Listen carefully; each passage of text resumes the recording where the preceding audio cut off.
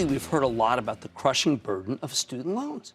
Right now, tens of millions of Americans owe $1.5 trillion in student debt, an incredibly high figure, up 50% from just a few years ago. I don't know if it's a good idea for the government to just cancel all that debt, like some Democrats have proposed, but I get where they're coming from. It's not just that it really stinks to graduate from college or grad school and then immediately realize that it might take decades to pay back these loans. In study after study, kids who graduate with no debt end up being worth a lot more money than their classmates who have outstanding student loan balances. Although, as I said before, student debt is a heck of a lot cheaper than credit card debt. So don't sweat the program too much. The problem here is simply that there's so darn much of it, and you can't get rid of it even in bankruptcy. Now, I'm a big believer in social mobility, which is why I'm constantly coming out here and teaching you how to use the stock market, the greatest engine of wealth ever created, to help you make some serious money. So for any of you who are parents or are thinking of becoming parents, let me just tell you right now that there are very few things you can do for your kids' future that are better than paying for as much of their college education as you can afford. We know that college graduates have a much easier time getting good jobs. We also know that they ultimately make more money than non-graduates. It's just a fact of life. Of course, if I were kind of making a kind of Abe Maslow style hierarchy of financial needs, and that's MASLOW for those who want to Google it, I'd tell you that it's more important for you to save and invest for retirement, which is why I talked about that earlier in the show. For those of you who are parents, maybe you're wondering how you could possibly prioritize your own retirement over making sure your kids have the best possible future. Simple, because believe me, if you reach retirement age and you don't have enough money to pay for your needs, who do you think is going to support you? Your kids. You don't want to be a burden on them, so take care of yourselves first. All the books say it. I've studied it. I've thought about it. I agree. However, after you've saved enough for retirement in a given year, then it's time to start thinking about college, even if your kid is only a toddler. And the best way to save for college, hands down, is through what's known as a 529 plan. Now, these plans vary by state, but the general rules apply all across the country.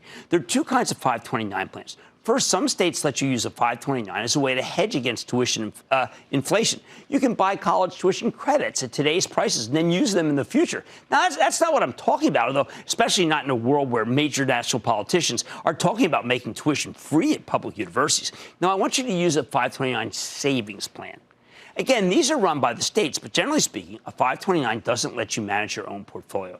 You have to pick between a mix of different mutual funds, just like many 401k plans. Now, that's not my favorite way to do things. I prefer you to have control of your assets. But 529s have so much going for them, I'm willing to swallow this one flaw. Remember, when you can only choose between funds, go for a low-cost fund that mirrors the market, like an S&P 500 index fund. So what are the rules for a 529 plan? Let's say you just had your first child. Congratulations. If you can afford it, you should start a 529 with your kid as the beneficiary right then and there. Well, maybe wait a couple of days. After all, you just had a baby. Although, as anyone who's read Confessions of a Street Addict knows, I traded big blocks of Alcoa throughout the birthing. Admittedly, not my finest hour, somewhat ill-advised, although the trades only worked out financially, if not familiarly. Here's how a 529 works. The contributions are not tax deductible, so you're paying for this with after-tax income. But, and here's the good part, once your money is in the 529 plan, you don't pay any taxes on your gains, so they can compound tax-free year after year. Really, it's a lot like a Roth IRA, except for college rather than retirement. Because of federal gift tax laws, you can contribute $15,000 a year if you're single, $30,000 if you're married, and you file your taxes jointly. That's a heck of a lot of money. Oh, and by the way, your children's grandparents can contribute to the same 529 plan, too. And if you don't have the money, a grandparent can also start a 529 with your kid as a beneficiary, although for financial aid reasons, it's better to have a parent do it. Now, let's say for some reason you or your parents are sitting on a really huge sum of money. One of the cool things about a 529 plan is that you can front load 5 years' worth of contributions without incurring the federal gift tax, as long as you don't write any checks to the plan's beneficiary over the next 5 years. In other words, a single parent or grandparent could potentially invest $75,000 into a 529 right from the start. Or if you're married and filing jointly, you can contribute $150,000. For the next 5 years after that, you won't be able to contribute anything without getting hit by that gift tax, which is something you don't want. But honestly, once you've dropped that kind of money into a 529, you won't need to make too many more contributions. The key here, though, is that you want to get that money into your kid's 529 as early as possible. That's because the greatness of these plans is all about the power of compounding. Given that you don't pay taxes within the 529, if you can somehow contrive to contribute $75,000 right off the bat, and you invest that money in a low-cost index fund that I'm advising that mirrors the market, the rule of thumb is that over time, you'll make an average of roughly 7% per year. I know the stock market is a lot more volatile than that, but just as a thought experiment, if stocks generally perform like they have historically, you could double your investment in about 9 years. So if you start savings right now when your kid is born, by the time he or she is 18, the value of your 529 plan will have doubled and doubled again.